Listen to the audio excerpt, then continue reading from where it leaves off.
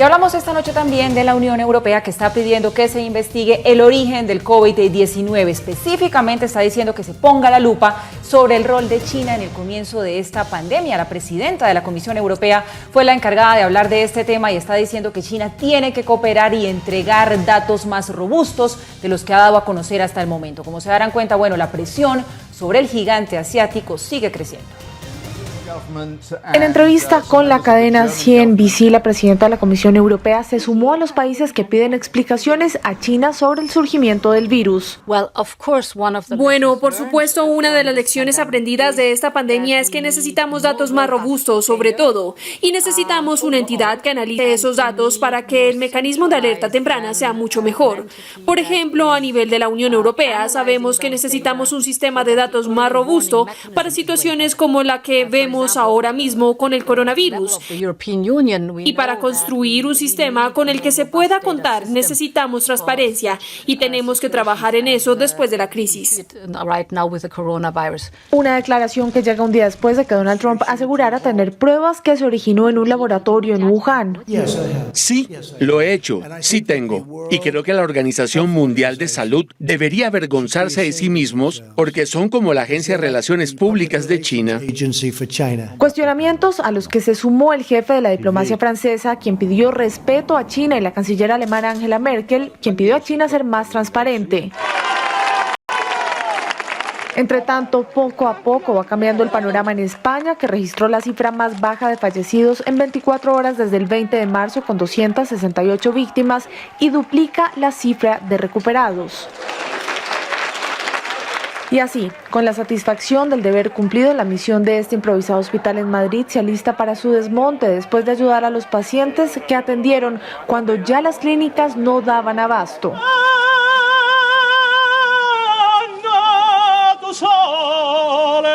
Aplausos, canciones y sonrisas marcan un nuevo regreso a la vida que no será la misma. Yo he salido bien. Y le doy las gracias a todo el centro, desde los de la limpieza hasta lo más alto. Han sido cariñosos, amables, calurosos con nosotros, un calor humano. Hemos tenido, como en verdad, no hemos tenido la familia aquí, ellos han servido de familia y de apoyo.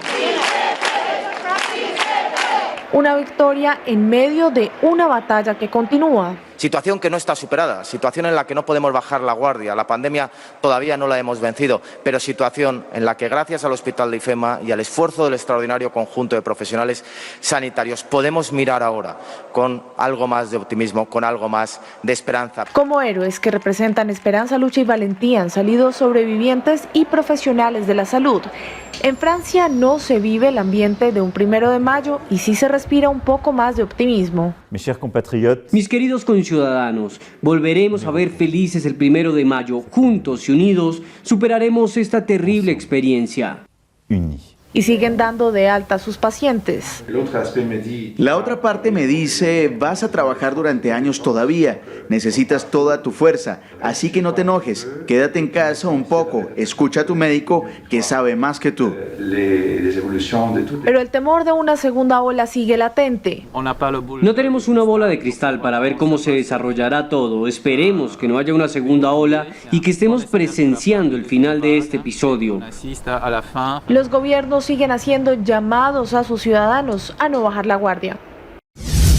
Estados Unidos criticó el nombramiento de Tarek El Aissami como ministro de Petróleo venezolano.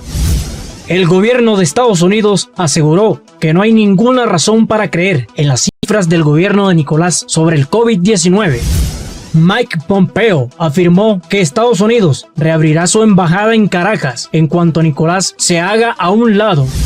Gráficas del avance del COVID-19 en México muestra que es falsa la afirmación de López Obrador sobre que se aplastó la curva. El subsecretario para el hemisferio occidental del Departamento de Estado de Estados Unidos, Michael Kosab, criticó la decisión del mandatario venezolano de nombrar como nuevo ministro de Petróleo a su hasta ahora vicepresidente económico Tarek El Aissami. Para enfatizar su argumento, recordó que el funcionario está sancionado, acusado y buscado por el tráfico de drogas por dos instituciones distintas del gobierno de Washington. Primero, por el Servicio de Inmigración y Control de Aduanas y segundo, por el Departamento de Justicia. Conozca al nuevo ministro de Petróleo de Venezuela, Tarek El Aissami. Escribió COSAP en Twitter. Sancionado, acusado y buscado por tráfico de drogas. Agregó y auguró. Con estas calificaciones, será más de la misma mala gestión y corrupción, cuando lo que más necesitan los venezolanos es un sector petrolero que funcione. El Aissami, sin embargo, no asumirá el control de la petrolera estatal PDVSA, cuyo presidente solía coincidir con el ministro de Petróleo. Quevedo cederá el puesto a Asdrúbal Chávez, primo del extinto presidente Hugo Chávez. No obstante, el Aissami ya tiene ascendencia en la petrolera estatal, considerando que a finales de febrero y en contexto de la declaración de una emergencia energética, Nicolás le encargó que la reestructurara. En ese entonces, COSAP también expresó sobre la decisión, comparándola con poner a un pirata al frente de la Armada. Nicolás también ordenó la supresión del despacho del viceministro de Refinación y Petroquímica del Ministerio de Petróleo, cuyas competencias serán transferidas los viceministerios del Poder Popular de Petróleo competentes por la materia, según corresponda. El mandatario venezolano encargó expresamente a El Aissami la reestructuración y reorganización del Ministerio de Petróleo, a los fines de adoptar las medidas necesarias para garantizar la seguridad energética nacional y proteger la industria ante la agresión multiforme, externa e interna, que se ejecuta para afectar la producción y comercialización petrolera del país. El Aissami es uno de los hombres fuertes del gobierno de Venezuela, diputado, gobernador y ministro con Chávez. Se incorporó al ejecutivo de Nicolás con el arranque de 2017, vinculado siempre al área económica. El ahora ministro de Petróleo es uno de los 15 acusados de traficar sustancias ilícitas por el Departamento de Justicia de Estados Unidos, por supuestamente aliarse con las Fuerzas Armadas Revolucionarias de Colombia para inundar de estas sustancias el país durante décadas. La administración de Donald Trump ofrece $10 millones como recompensa por información que conduzca a su arresto o condena. Según ha recordado COSAP, en el caso de Nicolás, la cifra asciende a $15 millones. También fue puesto en la lista de los más buscados del Servicio de Inmigración y Control de Aduanas en 2019, calificándolo como un narcotraficante especialmente designado por desempeñar un papel significativo en el tráfico internacional de drogas. Facilitó los envíos de narcóticos desde Venezuela para incluir el control de los aviones que salían de una base aérea venezolana y las rutas de la droga a través de los puertos de Venezuela, indicó la agencia en un comunicado, y agregó: en sus posiciones anteriores, supervisó o poseía parcialmente embarques de narcóticos de más de 1.000 kilogramos desde Venezuela en múltiples locaciones, incluyendo aquellos con destinos finales en México y los Estados Unidos. Además, el Aissami tiene cargos pendientes en 2 cortes de los Estados Unidos. Fue imputado en marzo de 2019 por una corte federal de Manhattan y en 2017 el Departamento del Tesoro lo sancionó después de investigar acusaciones en su contra por trabajar con narcotraficantes. Nicolás ha puesto a El Aissami al frente del petróleo justo cuando Venezuela atraviesa otra caída de abastecimiento que, según investigaciones periodísticas y denuncias de la oposición, han llevado al país a estrechar lazos con Irán para obtener combustible. Venezuela alberga los mayores yacimientos de crudo del mundo, pese a lo cual el país ha sufrido en estos años de graves dificultades para garantizar el suministro del combustible, la cual se vio exacerbada a niveles dramáticos en las últimas semanas. Nicolás lo achaca a las sanciones de Estados Unidos, mientras que la oposición habla de la mala gestión y corrupción.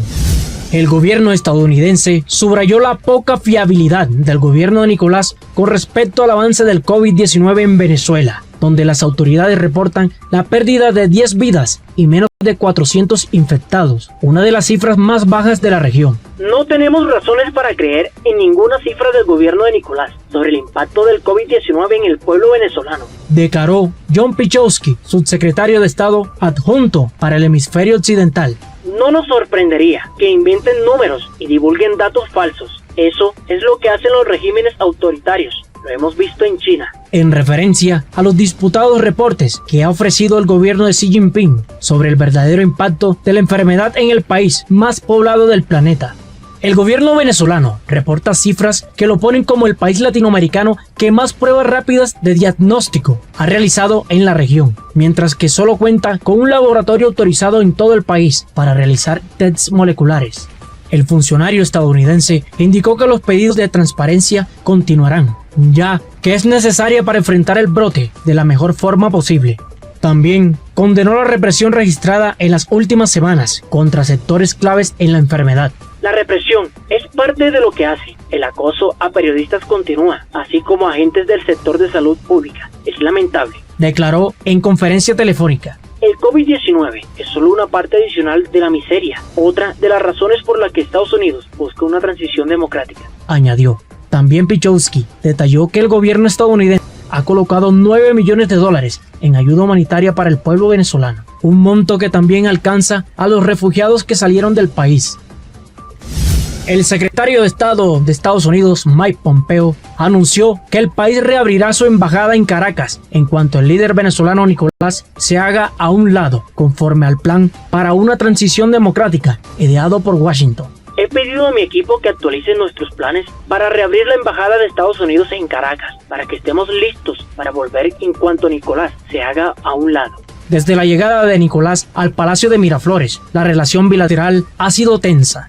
Sin embargo, el cierre definitivo de la embajada y de los consulados estadounidenses en Venezuela y la retirada de todo su personal se dio en enero de 2019, después de que la Casa Blanca reconociera a Juan Guaidó como presidente encargado del país. El titular del Departamento de Estado ha confiado en que la bandera estadounidense volverá a ondear en la capital venezolana porque el esfuerzo multilateral para restaurar la democracia sigue avanzando. El plan aplica que tanto Nicolás como el líder opositor Juan Guaidó se aparten para dar paso a un gobierno interino de unidad nacional que guía a Venezuela hacia una doble cita electoral, con comicios presidenciales y parlamentarios libres, en un plazo de 6 a 12 meses y la progresiva retirada de las sanciones estadounidenses. Nicolás ya ha rechazado la propuesta de la Casa Blanca, que se basa en gran medida en la oferta realizada por el equipo de Guaidó en el último diálogo. Si bien el enviado especial de Estados Unidos para los asuntos venezolanos, Elliot Abrams, ha asegurado que hay mucha gente dentro y fuera del gobierno que la está considerando.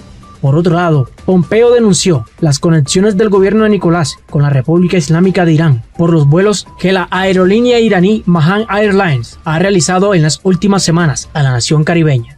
Según investigaciones periodísticas y denuncias de la oposición venezolana, son vuelos para llevar combustible, piezas de recambio y técnicos para reactivar la industria petrolera del país, que sufre una nueva caída de abastecimiento. Es la misma aerolínea con la que Irán suele mover armas y combatientes a través de Oriente Próximo. Estos vuelos deben cesar, reclamó el jefe de la diplomacia estadounidense.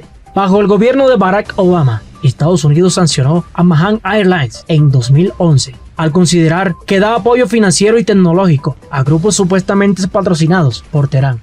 Desde la llegada a la Casa Blanca de Donald Trump, en enero de 2017, la relación bilateral con Venezuela y con Irán se ha tensado.